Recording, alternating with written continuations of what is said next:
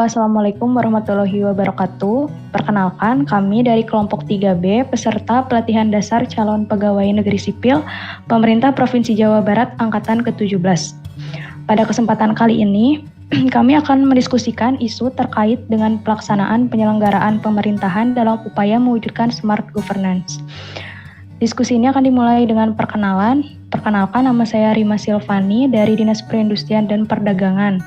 Bersama saya sudah ada Kang Fahmi dari Dinas Perhubungan, lalu Kang Ridwan dari Dinas Tanaman dan Hortikultura, Kak Teh Filza dari RSUD Al Ihsan, dan Teh Risma dari Dinas Tanaman Pangan dan Hortikultura. Untuk memulai diskusi kali ini, kita ucapkan baca bismillah secara bersama-sama. Bismillahirrahmanirrahim. Kelompok kami akan mendiskusikan mengenai perpindahan ibu kota negara dari Jakarta ke Kalimantan. Pada tanggal 18 Januari 2022 kemarin merupakan hari bersejarah bagi bangsa Indonesia karena telah disahkannya RUU tentang ibu kota negara menjadi undang-undang oleh DPR. Dengan demikian, Indonesia akan mempunyai ibu kota negara yang baru menggantikan Jakarta.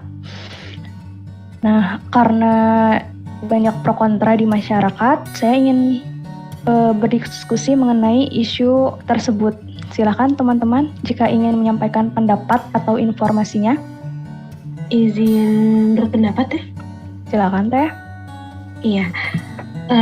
Untuk perpindahan ibu kota sendiri ya, menurut saya dan menurut yang saya cari juga, itu dibutuhkan pertama karena penduduk Jawa kan sekarang udah padat ya di ibu kota, apalagi jumlah penduduknya itu udah sangat padat gitu dibandingkan dengan luas wilayahnya sendiri.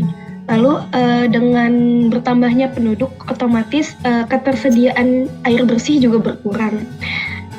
Pertumbuhan anak-anaknya juga jadinya kurang bagus. Selain itu juga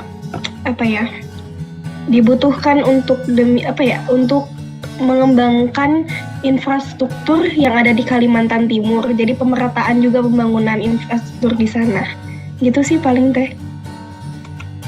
Ingin menambahkan dari Teh Filja, selain dari faktor kepadatan penduduk di Pulau Jawa juga, daerah Kalimantan termasuk daerah paling aman di Indonesia dari bencana alam ya, berdasarkan info dari BMKG. Itu juga salah satu faktor utama kenapa ibu kota akan dipindahkan ke sana. Menurut penelitian ilmuwan, Jakarta beberapa puluh tahun ke depan akan tenggelam di bawah air laut, di bawah permukaan air laut, sehingga sudah tidak layak lagi untuk jadi ibu kota negara. Terima kasih. Terima kasih Teh Filza dan Kang Ridwan atas pendapatnya. Silakan, ada yang mau menambahkan? Tapi kalau pendapat saya, kalau untuk pemindahan ibu kota pasti kan makan biaya yang besar kan, terus juga membutuhkan lahan yang cukup luas gitu, apalagi dipilih Kalimantan, di mana Kalimantan kita tahu itu banyak hutan yang dianggap sebagai paru-paru dunia. Pastinya kalau nanti pembangunan ibu kota tetap dilaksanakan, pasti kan perlu pembukaan lahan. Nah, itu pasti dapat merusak alam. Mungkin kalau dari saya masih kurang setuju ya kalau untuk pemindahan ibu kota, dan belum terlalu urgent gitu. Apalagi di Indonesia masih banyak hal-hal yang lebih urgent dibanding pemindahan ibu kota yang membutuhkan dana yang lebih besar. Baik, terima kasih Kang Fahmi atas pendapatnya. Silakan yang lain, ada yang mau menambahkan atau berpendapat? Izin menambahkan. Terkait dengan hal tersebut, masih banyak juga konflik yang dialami seperti pemindahan masyarakat dari tempat tersebut, sehingga banyak konflik sosial dari penggusuran, sehingga perlu difasilitasi dan antisipasi dari permasalahan tersebut. Baik, terima kasih Teh Risma. Silakan, ada yang ingin berpendapat lagi atau menyampaikan informasi? Oh iya, terus juga kalau misalnya penduduk Jawa kan emang banyak ya kan gitu. Tapi apa iya ibu kotanya juga harus dipindahkan gitu? kan nggak ada korelasinya ketika penduduknya banyak, terus yang dipindahin malah ibu kotanya gitu. Kenapa nggak penduduknya aja yang ditransmigrasi? Mungkin itu sih tanggapan saya kepada tadi dari statement Teh Filza. Izin menambahkan ya, mungkin statement itu dibentuk karena sebuah ibu kota itu kan pusat pemerintahan dari negara. Karena dia merupakan pusat dari negara itu sendiri, otomatis banyak orang-orang penting atau misalnya dibutuhkan tenaga-tenaga untuk menjalankan pemerintahan itu. Jadi di mana ibu kota itu berada mungkin jadinya lebih banyak populasi penduduknya kali ya. Ada yang mau menambahkan? Menurut saya masih banyak yang perlu diprioritaskan ya sehubung dengan pandemi COVID-19 yang belum juga selesai, maka pemerintah sebaiknya memprioritaskan mana yang lebih baik untuk baik perekonomian masyarakat maupun kualitas kehidupan masyarakat. Iya, terus juga kalau misalnya tadi kan kalau misalnya pindah ibu kota pasti bakal ngaruh juga pindah penduduknya. Nah itu kalau menurut saya belum tentu ya, karena biasanya orang itu pindah itu ketika daerah itu jadi pusat perdagangan atau pusat perekonomian. Contohnya kayak kenapa banyak daerah pesisir kayak Semarang terus Surabaya, walaupun dia bukan ibu kota negara ya, tapi dia banyak gitu masyarakat yang tinggal di situ. Karena yang saya lihat nggak ngaruh gitu pusat pemerintahan dengan orang ingin pindah ke daerah itu. Tapi ketika daerah itu daerah perekonomian, pasti orang bakal banyak ke daerah itu. Terima kasih atas pendapatnya teman-teman. Ada lagi yang ingin menambahkan? Oh iya, terus ini mungkin saya sedikit tambahin, kalau misalnya Indonesia ibu kotanya dipindahkan ke daerah Kalimantan Timur. Nah, itu kan Kalimantan Timur sangat dekat gitu dengan negara tetangga. Itu bisa dari segi pertahanan dan keamanan itu juga cukup beresiko. Apalagi kalau misalnya ada contoh ya, kita ada serangan udara misalnya dari Cina lewat dekat Laut Cina Selatan situ. Nah, sedangkan di pangkalan militer dekat calon ibu kota baru itu paling cuma ada Balikpapan, ya kan? Terus kalau misalnya sekarang di Jakarta, kalau misalnya ada serangan udara, nah dari segi pertahanan dan keamanan itu udah banyak yang bisa memblokade. Mungkin itu sih kalau misalnya dari segi pertahanan dan keamanan itu juga terlalu beresiko menurut saya. Baik, terima kasih. Berarti harus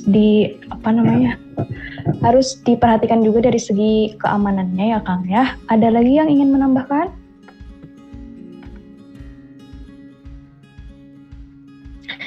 Izin menambahkan ya untuk poin yang kenapa ibu kota itu butuh untuk dipindahkan.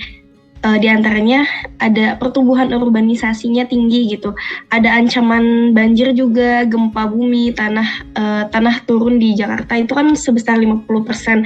Tadi yang seperti yang disampaikan, nantinya Jakarta itu bisa di bawah laut gitu, atau tenggelam lah, Jakartanya tenggelam. Kalau Jakartanya itu tenggelam gitu dan perkembangan inovasi untuk pencegahannya juga masih belum ada, kenapa enggak kita memanfaatkan wilayah yang masih belum terjamah untuk menjadi ibu kota gitu.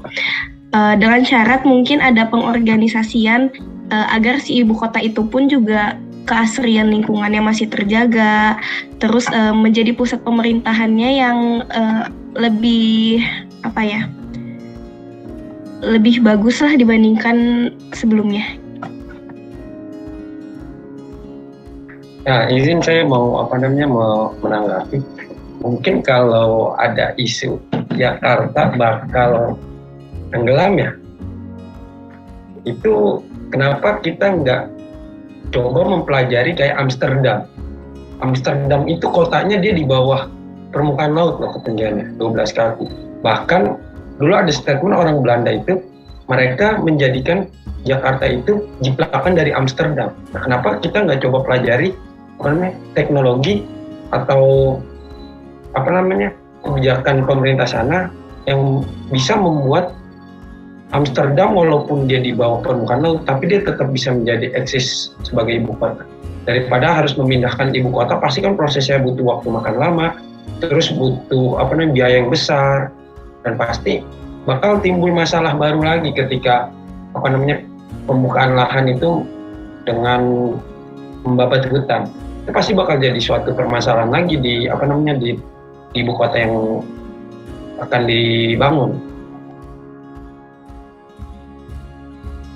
Berarti mungkin dibutuhkan kerjasama antar negara ya Kang ya, kerjasama antar negara untuk mempelajari bagaimana caranya penggunaan wilayah, improvisasi mungkin ya, inovasi wilayah. Iya, mungkin butuh ada studi banding mungkin antara pemerintah Indonesia dengan pemerintah Belanda gitu untuk menangani isu tenggelamnya Jakarta. Kemajuan teknologi mungkinnya bisa juga dipelajari. Jika sudah tidak ada, mungkin kita cukupkan saja diskusinya sampai saat ini.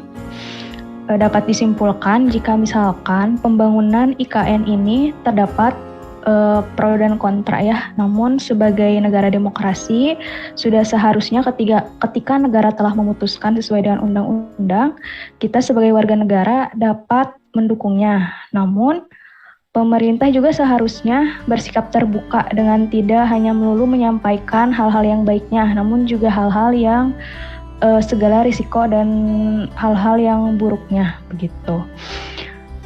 Dalam diskusi kali ini mungkin kita ada perbedaan pendapat, namun kalau kita harus saling menghargai perbedaan pendapat tersebut sebagai perwujudan dari fungsi ASN, yaitu sebagai pemersatu dan perekat bangsa, dan untuk menjalankan nilai harmonis. Baik, terima kasih atas diskusi hari ini.